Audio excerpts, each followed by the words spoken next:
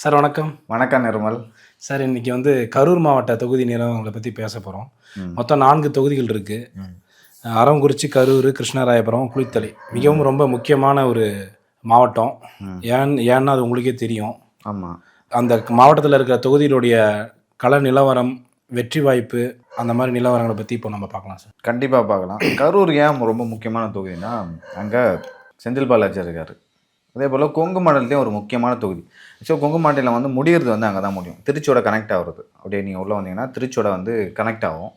So அந்த வகையில் பார்த்தீங்கன்னா கரூர் முக்கியமானது. அதாவது செந்தில் பாலாஜி அங்கே இருக்கிறாரு. செந்தில் பாலாஜி இருக்கிற வரைக்கும் அதான் கோட்டை அப்படின்லாம் சொல்லுவாங்க இல்லையா சார் அவர்.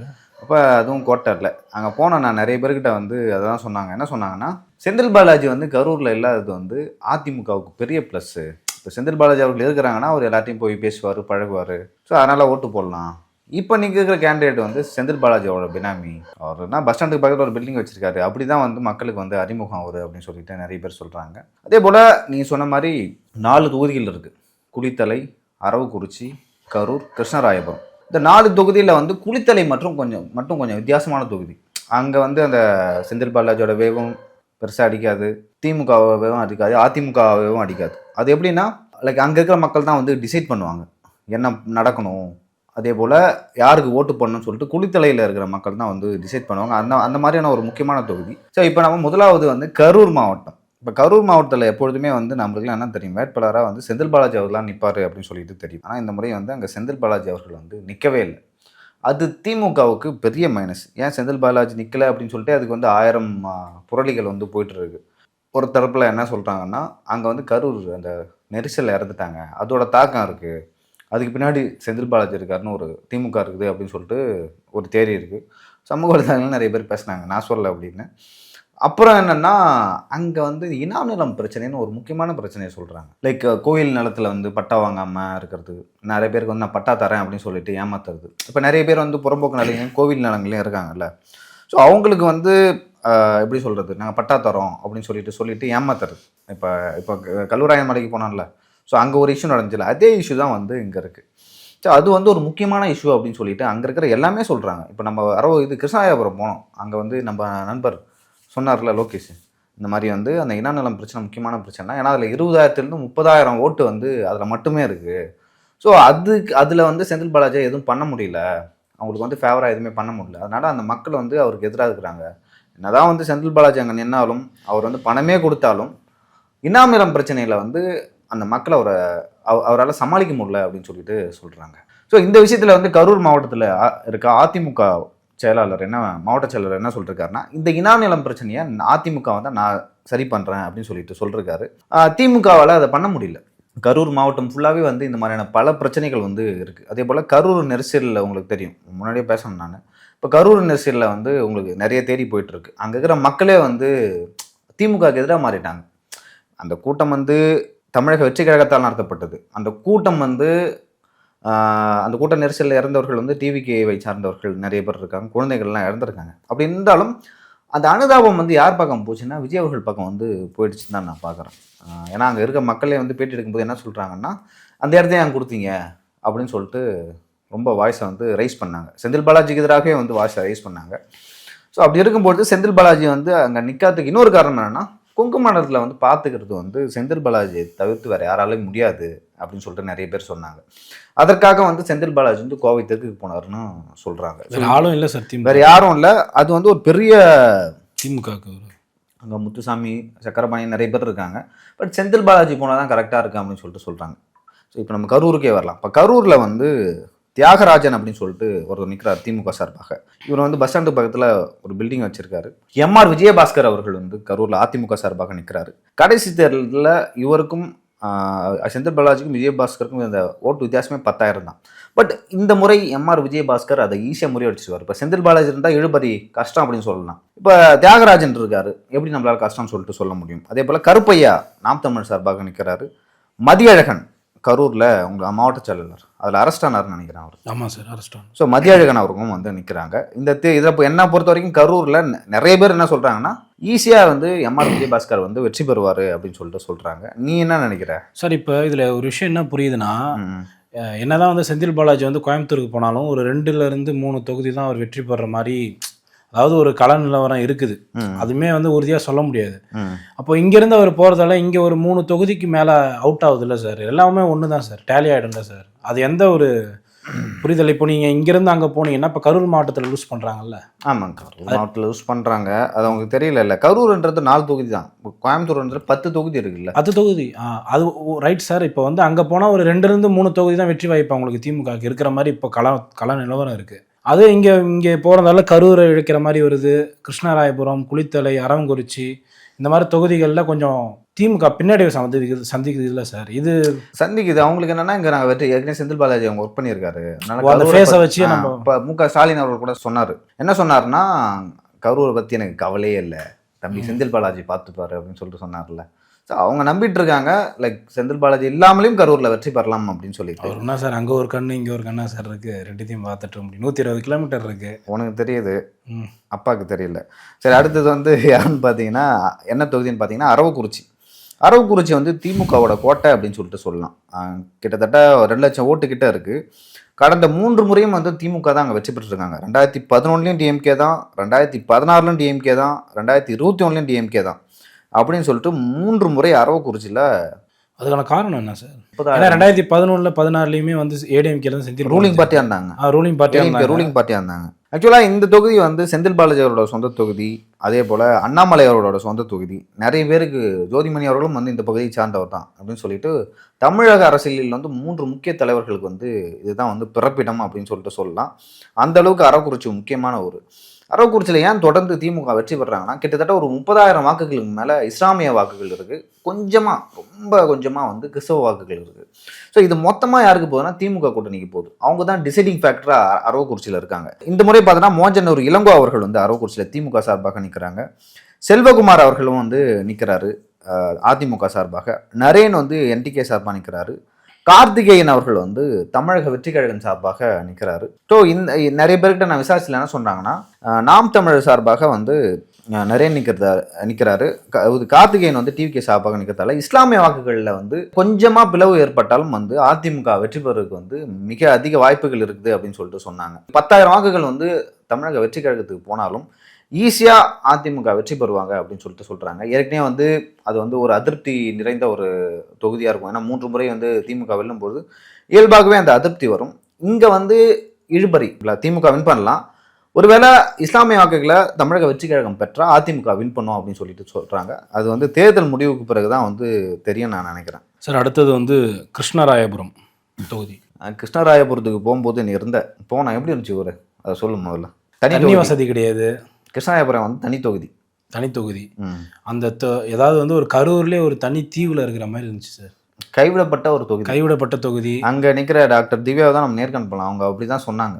ஏதோ ராஜஸ்தான் போன மாதிரி எனக்கு ஒரு ஃபீல் வந்துச்சு. ராஜஸ்தான் கூட பரவாயில்ல, ஏதோ ஒரு ஆப்பிரிக்கா கண்ட்ரிக்குள்ளே போன மாதிரி ஒரு நம்ம நிறைய விளாக்ல பார்க்குறோம்ல, அதே ஃபீலிங் தான். அங்கங்கே சின்னதாக பைப் இருக்குது, அதில் தான் அப்படி தண்ணி. அது என்ன எனக்கு வந்து ஒரு ஆச்சரியம்னா, பக்கத்துலேயே காவிரி ஆறு ஓடுது. காவிரி ஆறு பக்கத்தில் ஒரு 10-20 கிலோமீட்டரில் ஓடுது. ஓடும்போது அவ்வளோ வறட்சியாக இருக்குது. தண்ணி இல்லை, ஒரு கடை இல்லை. அந்த ஊருகளை வந்து எல்லாமே நிறைய ஊருலாம் வந்து குக்கிராமமாக இருக்குது, டெவலப்பே ஆகலை. நம்ம கரூர் பஸ் வசதி கூட இல்லை ஒரு கரூருக்கு வரணும்னா. ஆக்சுவலாக நிறைய ஊர் கிராமங்களுக்கு வந்து உள்ள பஸ்ஸே போகல. இப்போ நம்ம கள்ளக்குறிச்சி ஆட்டோ கூட இல்லை சார். கள்ளக்குறிச்சி விழுப்புரம்லாம் வந்து நம்மளாம் எவ்வளோ பரவாயில்ல. என்ன சொல்லுவாங்க, கள்ளக்குறிச்சி விழுப்புரம் நம்மலாம் டெவலப்பே ஆகலை, ஆமாம், கல்வி அறிவில் பின்தங்கி இருக்காங்க அப்படின்னு சொல்லுவாங்க. ஆனால் நம்ம ஊரோட இதெல்லாம் கம்பேர் பண்ணால் நம்ம ஊர்லாம் வந்து சொர்க்கம் அந்த மாதிரி எனக்கு ஃபீல் வந்துச்சு. கிருஷ்ணராயமே ஒரு விவசாயமே இல்லை சார் சுத்தமாக. அதாவது வந்து வானம் பார்த்த பயிர்னு சொல்லுவாங்க. ஸோ அதுதான் வந்து டாக்டர் என்ன சொன்னாங்கன்னா, டாக்டர் திவ்யா. ஸோ அங்கே வந்து யார் நிற்கிறாங்கன்னு பார்த்துடலாம். எஸ்கே ராஜா அவர்கள் வந்து திமுக சார்பாக நிற்கிறாங்க. திவ்யா அவர்கள் வந்து கிருஷ்ணராயபுரத்தில் வந்து அதிமுக சார்பாக நிற்கிறாங்க. சத்யா அவர்கள் வந்து நாம் தமிழ் சார்பாக நிற்கிறாங்க. மதன் டிவிகே சார்பாக வந்து ஒருத்தவங்க நிற்கிறாங்க. ஸோ இந்த தொகுதியை பொறுத்த வரைக்கும் வந்து அதிமுக தான் முன்னிலையில் இருக்காங்க. டாக்டர் திவ்யா அவர்களே சொல்லிட்டாங்க, நான் அங்கே இருக்கேன், இவங்க லைக் ஹாஸ்பிட்டல் வச்சுருக்காங்க, இந்த தொகுதியே வந்து ஒரு கைவிடப்பட்ட தொகுதி, நான் கண்டிப்பாக வந்தால் என்னால் எந்த அளவுக்கு வந்து சிறப்பாக செயல்படுமோ. ஏன்னா வந்து காவிரி ஆறு பக்கத்தில் ஓடுது. அங்கே வந்து ஏதோ ஒரு குளம் இருக்குது போல், பஞ்சகுளமாக ஏதோ ஒரு குளம் சொன்னாங்க. அந்த குளத்துக்கு வந்து தண்ணி வந்தால் கொஞ்சம் ஈஸியாக இருக்கும். இந்த கொஞ்சம் இடத்துங்களுக்கு வந்து தட்டுப்பாடு ஏற்படாது அப்படின்னு சொல்லிட்டு சொல்கிறாங்க. தண்ணியும் வந்து இந்த மாதிரி டேங்க் கட்டிருக்காங்களா, இதெல்லாம் அதிமுக காலத்துலாம் கட்டுறது. இங்கே இருக்கிற எம்எல்ஏ வந்து இந்த பகுதிக்கு வந்து கிட்டத்தட்ட ஒரு 5 வருஷம் ஆச்சு. சரி, நீங்கள் பார்க்குறீங்க திமுக திராவிட மாடல் 2.0 தமிழ்நாடு வளர்ச்சி அடைஞ்சிச்சுலாம் சொல்கிறாங்க. நீங்கள் இங்கே பாருங்கள், இங்கே இருக்கிற திட்டங்களே கொஞ்சம் நஞ்ச திட்டங்களே யார் காலத்தில் கொண்டு வந்ததுன்னா அதிமுக காலகட்டத்தில் கொண்டு வந்தாங்க. நான் வந்து டாக்டராக இருக்கேன். நான் எம்எல்ஏ ஆன பிறகு என்னால் சுகாதார ரீதியாகவும் சரி, கட்டமைப்பு ரீதியாகவும் சரி, என்னால் என்ன முடியுமோ நான் அதை பண்ணுறேன். இப்போ நான் வந்து தனியாக ஹாஸ்பிட்டல் வச்சுருக்கேன். நான் பெருசாக செலவு பண்ண தேவையில்லை. ஆனால் என் தொகுதி மக்களுக்காக என்னால் எந்த அளவுக்கு வந்து இலவசமாக பல்வேறு திட்டங்களை கொண்டு வர முடியுமோ, சுகாதார ரீதியாகவும் வந்து கல்வி ரீதியாகவும் நான் வந்து கொண்டு வரேன் அப்படின்னு சொல்லிட்டு சொன்னாங்க. ஸோ இவங்க வந்து இருக்கும்போது இவங்க வெற்றி பெற போகிறாங்கன்னு தெரிஞ்சிச்சு. அதனால் வந்து செந்தில் பாலாஜி அவர்களுடைய ஆட்களும் அதே மாதிரி திமுக ஆட்களும் இங்கெல்லாம் வந்து இவங்க போராட்டத்தில் கூட்டம் கொடுக்கும், அங்கெல்லாம் உங்களுக்கு காசு கொடுக்குறாங்க, நீங்கள் போங்க போங்க அப்படின்னு சொல்லிட்டு மிரட்டினாங்க. ஸோ நிறைய பேர் என்கிட்ட சொன்னாங்க, என்ன சொன்னாங்கன்னா, அவங்க ஜெயிக்கிற மாதிரி இருக்குது, அவங்களுக்கு வந்து ஒரு நல்ல அப்பியரன்ஸ் இருக்குது பொதுமக்கள் மத்தியில். அந்த அப்பியரன்ஸ் இருக்கும்போது இவங்க ஈஸியாக வெல்லுவாங்க, வெற்றி பெற்றுவாங்க அப்படின்னு சொல்லிட்டு ஒரு தொகுதி முழுக்கமே அந்த பேச்சு இருக்குது. அப்படி இருக்கும்பொழுது இவங்க வந்து எங்கெல்லாம் போகிறாங்களோ அங்கெல்லாம் வந்து கூட்டம் கொடுத்தோ அங்கெல்லாம் போயிட்டு கழிச்சு விட்டுறாங்க. இது நல்லதே இல்லை, அவங்களுக்கு தோல்வி பயம் வந்துருச்சுன்னு சொல்லிட்டு நிறைய பேர் சொன்னாங்க. அங்கே இருக்கிற பொதுமக்கள்கிட்ட பேசினப்பையும் சொன்னாங்க. இப்போ நாங்கள் போயிட்டு வந்து மக்களோட கருத்தை வந்து கேட்டோம், தொகுதி எப்படி இருக்குது, எம்எல்ஏ எப்போ வந்தாங்க திமுக ஆட்சி காலத்தில் கேட்கும்போது எல்லாம் வந்து கழுவி ஊற்றுனாங்க. அந்த எம்எல்ஏவை பார்த்து எனக்கு ரொம்ப நாள் ஆச்சு, அவங்க யாருன்னே தெரியாது, எந்த திட்டத்தையுமே செய்யலை. இன்னும் பாதி பேருக்கு எம்எல்ஏ பேரே தெரியல சார். நிறைய பேருக்கு எம்எல்ஏ பேரே தெரில. கடைசி எப்போ வந்தாங்கன்னா எங்களுக்கு தெரியவே இல்லை. நாங்கள் பார்த்து யாரோ லேடி அப்படின்ற மாதிரி சொன்னாங்க. அதுதான் சொன்னாங்க, மற்றபடி எதுவும் சொல்லல. ஸோ என்னை பொறுத்த வரைக்கும் வந்து டாக்டர் திவ்யா அவர்கள் வந்து ரொம்ப ஈஸியாக வெற்றி பெற்றுருவாங்க கிருஷ்ணாயபுரத்தில். அவங்களுக்கு வந்து ஒரு நல்ல பேர் இருக்குது, டாக்டர் அப்படின்னு இருக்குது. அவங்க நிறைய இந்த சோசியல் வெல்ஃபேர் பண்ணிட்டுருக்காங்க, நிறைய நலத்திட்டங்கள்லாம் பண்ணுவாங்களா, அதெல்லாம் வந்து பண்ணியிருக்காங்க. அது மூலமாக தொகுதி முழுக்கவே வந்து அவங்க பேர் வந்து நல்லா தெரிஞ்சிருக்கு, பரிச்சயமாக இருக்காங்க, அந்த அப்பியரன்ஸே வந்து நல்லா இருக்குது அப்படின்னு சொல்லிட்டு சொல்கிறாங்க. என்னை பொறுத்த வரைக்கும் இந்த தொகுதியில் திவ்யா அவர்கள் வெற்றி பெறுவாங்க. என் டிவிகேவை பற்றி சொல்லி வேணும். போகிற நிறைய ஊரில் வந்து டிவிகேவோட கொடி, விஜயோட கொடி அந்த ஒரு தடயமே இல்லை சார். கரூர்லேயே இல்லை, கிருஷ்ணராயபுரத்தில் சுத்தமாக இல்லை. சுத்தமாக நம்ம சொன்னால் கோச்சிப்பாங்க. பட் ஓட்டு போடுறவங்க யாராச்சும் இருப்பாங்க, நம்ம இல்லைன்னு சொல்லக்கூடாது. இல்லை இருப்பாங்க, பட் ஆனால் அதுக்கான அந்த ஒரு இப்போ எங்கேயாவது வட மாவட்டங்கள்யாவது ஓரளவுக்கு வந்து அந்த கொடிகள் சின்னங்கள்லாம் பார்க்க முடியுது. அந்த கரூர் மாவட்டம் அந்த சுற்றி இருக்கிற அருகாமையில் இருக்க அந்த கொங்கு பெல்ட்லாம் அந்த சின்னத்தை கூட மோஸ்ட்லி பார்க்க முடியல. ஆனால் அதை சொன்னால் நம்மளை வந்து நீங்கள் ஒருதலை பட்சமாக செயல்படுறீங்க அப்படின்ற மாதிரி சொல்லுவாங்க. டிவிகே விரோதி அப்படின்னு சொல்லுவாங்க. டிவிகே விரோதி. ஏன்னா நானே மிகப்பெரிய விஜய் ஃபேனு, எனக்கே அது அவரே அனில், நானே மிகப்பெரிய அனில் தான். ஆனால் எனக்கே அது மன உளைச்சலாக தான் இருந்தது. என்னடா இது, இங்கே ஒரு சின்னத்தை கூட வரையாமல் இருக்கானுங்க, ஒரு கொடியை கூட வைக்கலையே அப்படின்ற மாதிரி. அது இல்லாமல் அந்த வேட்பாளர்லாம் யாருன்னு கூட அவங்களுக்கு தெரியாதான். யாரு? நான் ஒருத்தர்கிட்ட கேட்டேன் அந்த கிருஷ்ணராயபுரத்தில், அந்த வேட்பாளர் பேர் கூட எங்களுக்கு தெரியாதுன்றாங்க. வேட்பாளர் பேரே வந்து கிருஷ்ணராயபுரத்தில் தெரியல, மோஸ்ட்லி தெரியல. அது நான் கேட்டது ஒரு யங்ஸ்டர், அவருக்கே தெரியல. சரி, அடுத்த தொகுதி என்ன?